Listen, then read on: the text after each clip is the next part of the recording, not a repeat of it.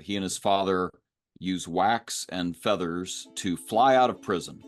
Mhm. Awesome, right? And the dad says, don't go too low, don't go too high. You'll be tempted to go too high, but don't go too high. Well, I've got these feathers. They're awesome. I have wings. I'm flying. But he flies too close to the sun. He overplays his strength. The wax melts.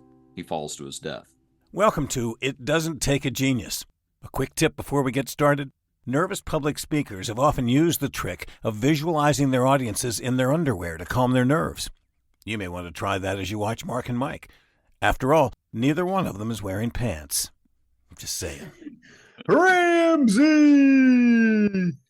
Marshall, how are you?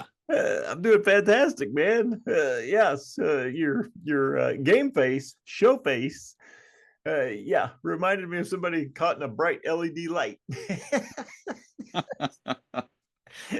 There was an episode of Saturday Night Live where they had, I think it was John Adams. There was a female cast member who was pretending to be John Adams, who was just spellbound by all technology, and they kept, having silly things happen to him when he was interviewed on Weekend Update. And at the end, they just cut over to him with a ballpoint pen. And I think it was Rachel Dratch. She had these really goofy eyes, and she's just clicking it on and off, on and off, on and off. And then he just sort of goes, and makes his eyes like gigantic, just perfect. Didn't say a word, just made her eyes go big. That's how I feel about life. That's my game face. That's nice. And you've had a lot of stuff going on, so I can see where that face might become permanent. That's right. It's been a wild week, but it's not my face, it's how I look. That's right. And look, we don't need to talk about any hurdles that you and I have overcome over the last week, but we did both just talk about some wins that we had. And I don't think I got to finish the thought on one of the things, and it really flows into what we're talking about today, which is tension. Tension. Oh, I got my trapezoid right here. It's all all up in my ear, in my ear bone. Yeah, you ever just feel your eyelid just going just back and forth. Like not everybody can see it yet, but you can feel it. I think it happens more frequently to men who have daughters. I would not be surprised by that at all. I don't have statistical, research on that, but I'm hypothesizing. Well, there was a young lady who was someone's daughter, who was in some training that I recently did, and we were wrapping up a year's worth of workshops. The kind of workshops you and I are used to doing, about 90 minutes. They talk about their wins. They get a nugget that they're going to wrestle and grow with for the coming month, and then they play with it, and we're done with 90 minutes and go use the nugget. And I'm often saying at HipSocket, wrestle and grow. And this lady, as we're wrapping up, made a profound observation. I thought it was just perfect. She said, I always wanted to grow. I mean, yeah, that's great. I just didn't want to wrestle. But it turns out that I can't grow without the wrestle. If I try to just go to I've arrived, it doesn't work. You can do that, but then you're dead, right? Like, you stop growing, so you're dying. Mm-hmm. But if I keep wrestling, then I keep growing. And I just love that idea that, those are two things that have to be held at the same time, have to be held in tension, so that they can both continue, because otherwise you won't be successful at either one. So the idea of it wasn't a problem to solve, it's a tension to manage. That's what I want to talk about today, is that there are so many areas where we're trying to come to resolution, and we don't want a resolution, really. If we thought about it long enough, we don't want a resolution. We want those things to actually be in tension, and we need to live with the tension in a good way. That is my thesis for this episode. Oh no, that's fantastic. And yeah, just that simple reframing, that it's, there's not a right or wrong. There's not a finite solution. Right. It is this continuum that's going to go back and forth, and it's okay. and that's okay. That's exactly it. That's exactly it. And this has been going on in so many areas. I mean, I don't think this is the big one that we'll talk about today per se, but I'll just bring it up. When I worked in public relations, it was no different than what I do, today, where I'm self-employed. But the president of the company would often just sort of pull us aside and say, guys, we've got a lot of fat, juicy contracts right now. That's great. We're doing a lot of good work. Don't forget to do the business development tasks that you are assigned as an account manager to go drum up new business. Because what happens is you get to the end of that fat, juicy contract and you're starving again. Right. And so the smart firms, and you and I are no different. We spend marketing dollars every year. We spend marketing efforts more often than dollars. It's about making sure we have a referral funnel coming in. But that's a tension to manage. I want to do operations. I want to do my business. I want to do the good work. I also need to be doing development of business and marketing of the work. It's a tension manage. I never want to let go of either of those things. If as soon as I do, I'm in trouble. If I emphasize one over the other, I'm really in trouble. So that's another example of a tension to manage instead of a problem to solve. Oh, that's fantastic. Yeah, and we find yeah, we'll whatever our focus goes, the energy goes, and and that in turn allows neglect somewhere else. And yeah, having the conscious ability to manage both things and to know that there will be shifts. Like I always imagine it like a pendulum, right? The pendulum swings a little this way, but at some point it's got to come back a little the other way. And so yeah, right now the pendulum's here, and that's fine. But we know that in order for it all work out, it's going to have to go back the other way. Yeah, and I get why that would drive some people crazy, right? Because it's like I finally got my system down. Now I know what I'm doing. I've got a process. I've got a sort of a flow for my day. I know the things that I need to get ticked off my list. And the reality is, you're in a season of doing those things, and it's going to shift back away from it.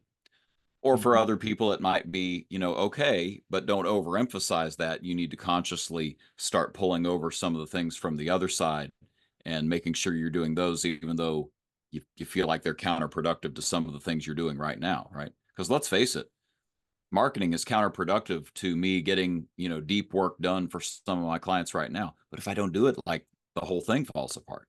Oh yeah. So I have to. The simplest example is we work a lot in automotive retail. Yeah. And the stores will have this monster. They'll sell a huge number of used cars.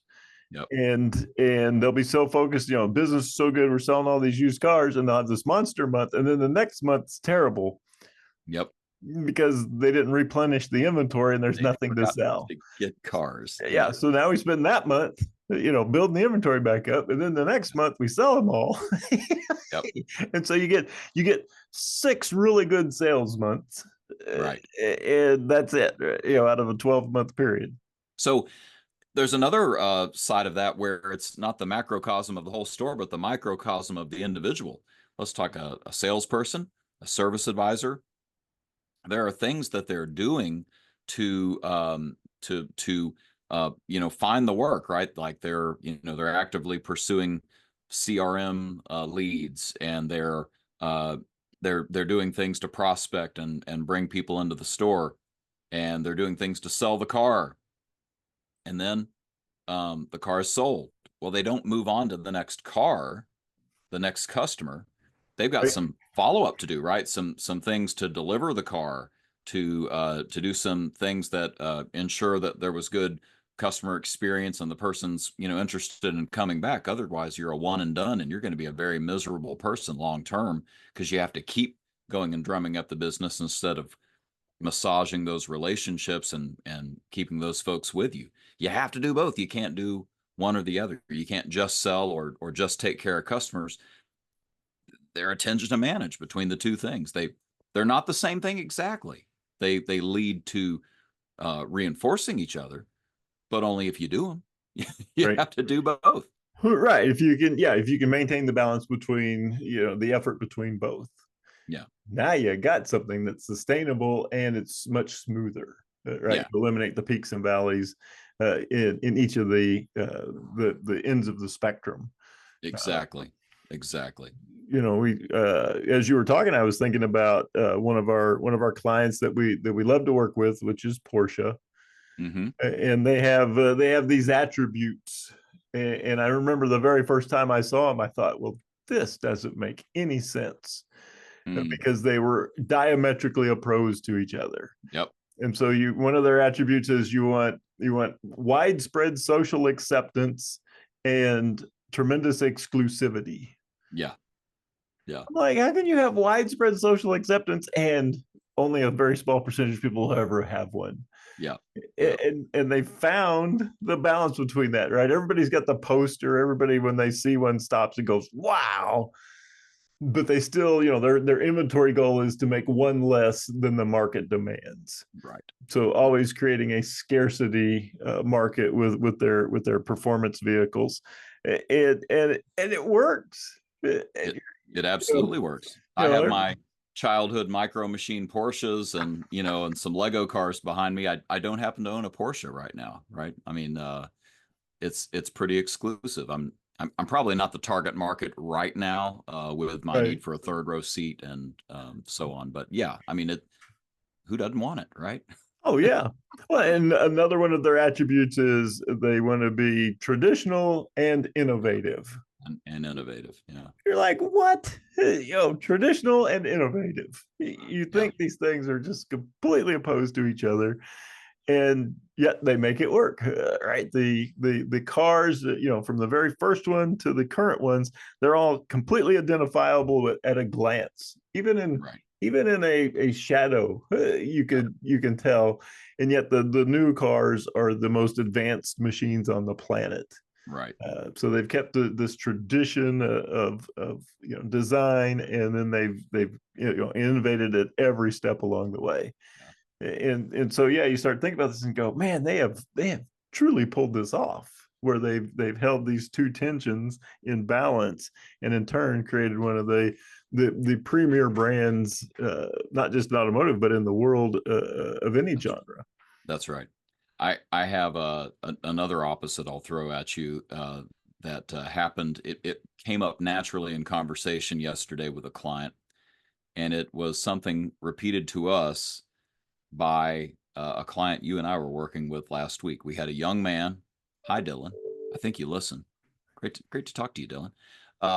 Dylan came in as a guest speaker to talk about the process of becoming a manager.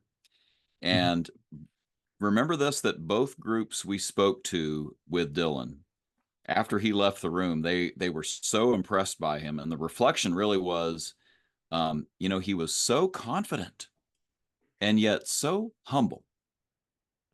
Confidence and humility. And it came up with a client yesterday that was part of the game of how you interact with people that were on the outside using your services. This is, completely different industry.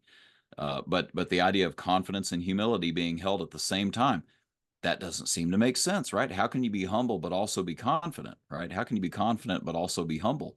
But those two things actually are poles in the sense that we're using them. You want to have both of those things, and sometimes you're leaning on the confidence side in conversation. Sometimes you're leaning on the humility side in conversation.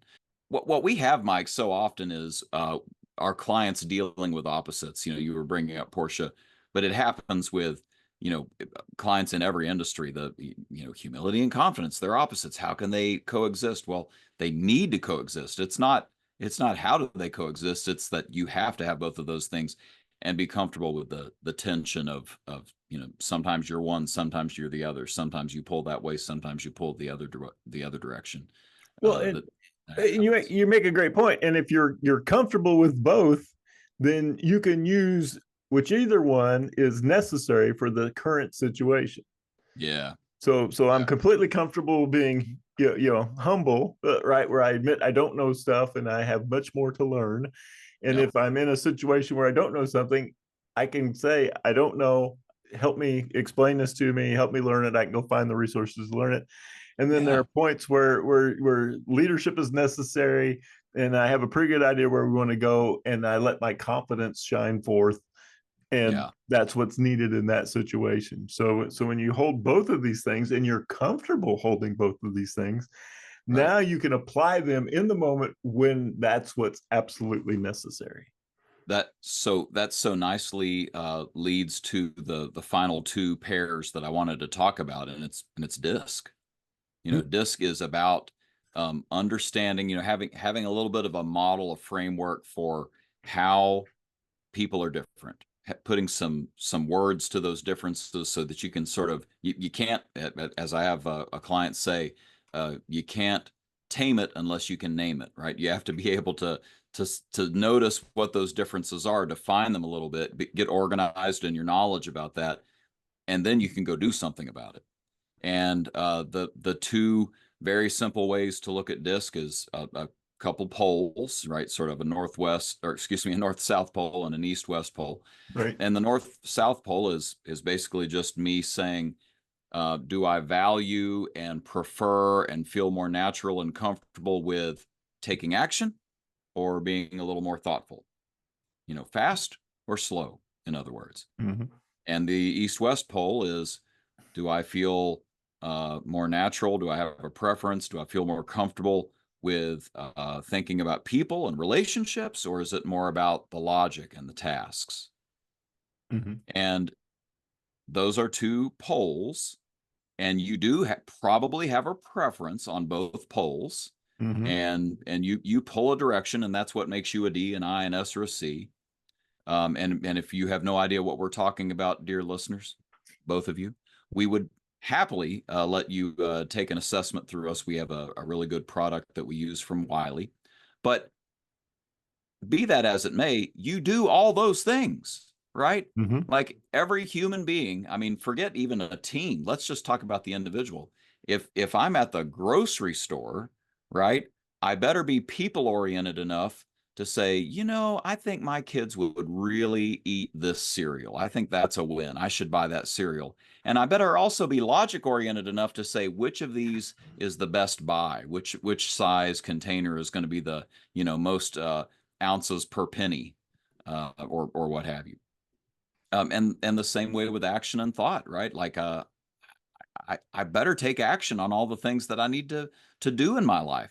And I probably ought to think about it too, right? Like instead of just flying off the handle all the time.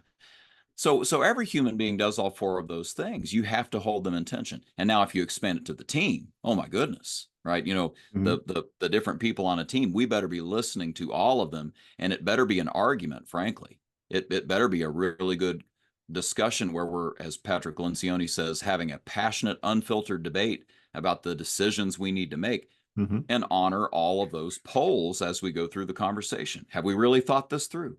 What are we going to do? Who's going to be involved? Why would this be a good thing to do? All those questions are great, great questions. And they don't work unless you say, I am purposefully going to make sure we manage the tension on all of these things. I'm not going to let one win over the other and say that that's the resolution. We're going to go this direction over this direction. You have to honor all of them at the same time. Huge, huge win for leaders and managers when they do that with their team. Oh yeah. Well, yeah, it's always interesting when people take the DISC behavioral assessment and they get the report back, and then the front of the report is the circumplex with the D, the I, the S, the C, and the report will plot a point in one of the quadrants of the circumplex.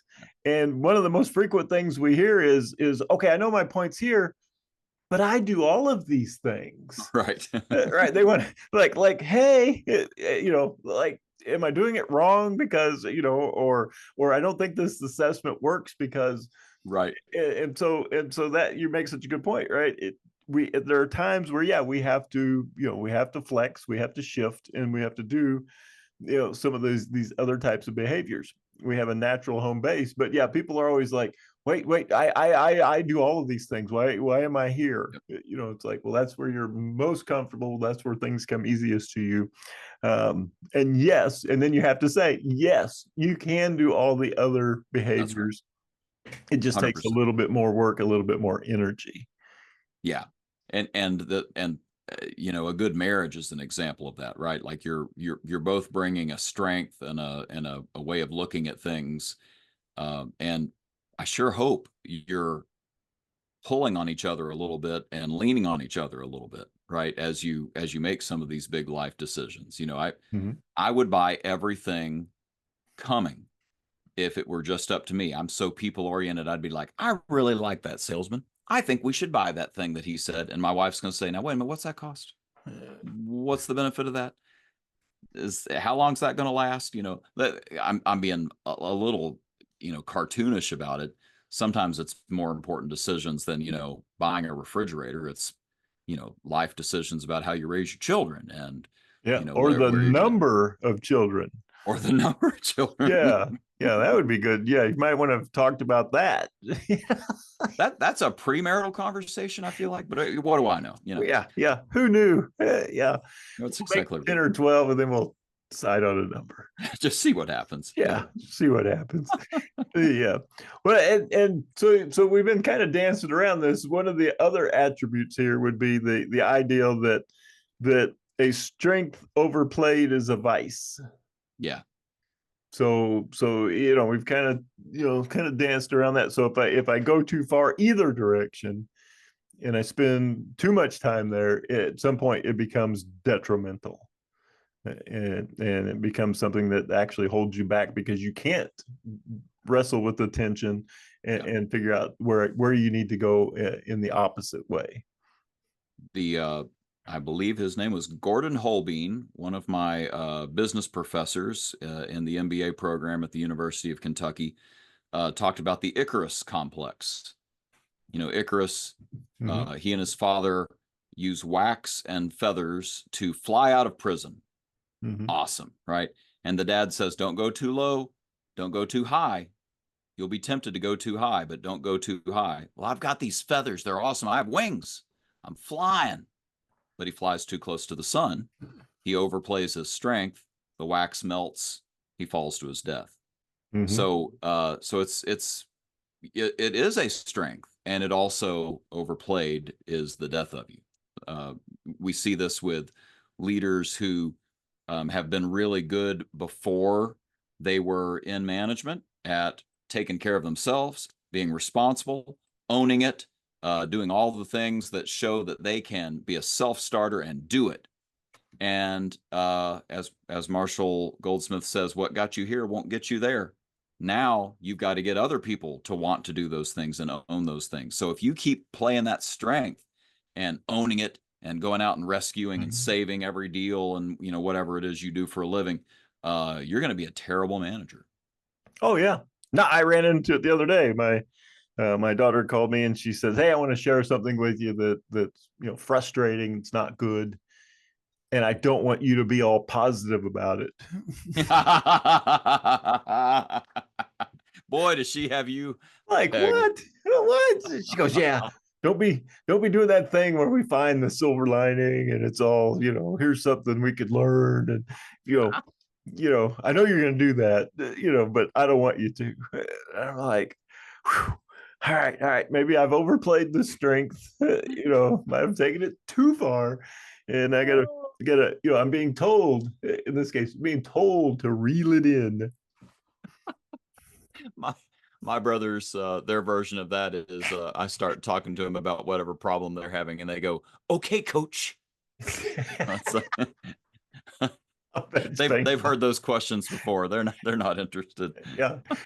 Don't be coaching me up with your coach stuff. Yeah. Put the whistle down. Well, and we've talked about this from the perspective of your wonderful book, Coaching Amplified. Yell and tell, ask and involve. It's a continuum. There are probably, to be fair, very few instances where yelling is an appropriate, way to engage your employees.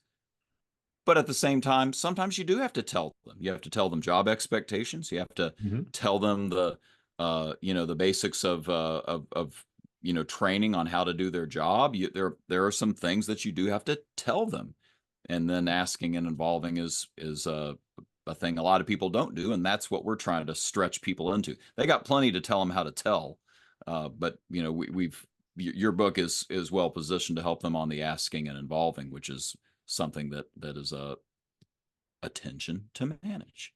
Oh yeah, definitely. Well, I think that's kind of if you think about what's the takeaway here, Yep. the fact that yeah, you want to do an internal evaluation.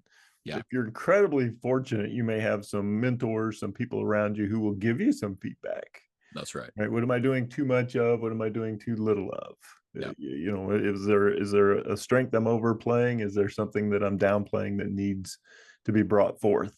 And having those conversations, asking those questions, maybe your company does some sort of employee feedback or 360 feedback tool, Yeah. and so you get the gift of feedback that maybe allows you to identify those opposing tensions and which one needs more attention.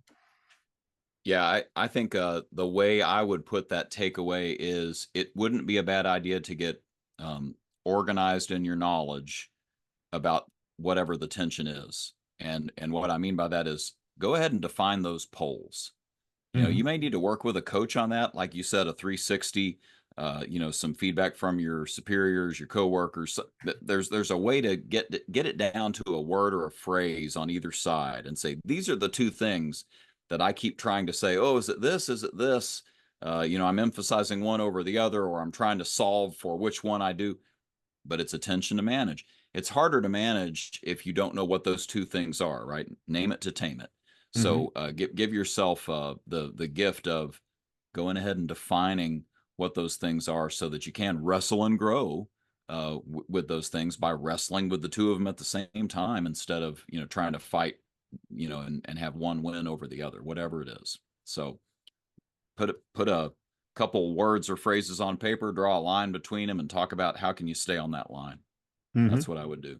No, love it, love it, love it. Yeah. Man, good stuff, dude. Yeah, really good. Wow. Good ideas, good thinking. And yeah, let's send this over. Speaking of tension, somebody who's perpetually tense. Wasn't he once called in our presence a wildly optimistic skeptic? Yes. I mean, talk about attention to manage. Oh yeah, yeah, that is definitely him. So our announcer, Mr. John Wolf, take it away, Mr. Wolf. Thanks, John. He's the best. And there you have it, another session of contemporaneous extemporizing from Mark and Mike. I know it's redundant, but consider who we're talking about. As always, feel free to share the ideas you heard here. No right to reserve, no permissions needed. Thanks. See you next time on It Doesn't Take a Genius. That's good enough.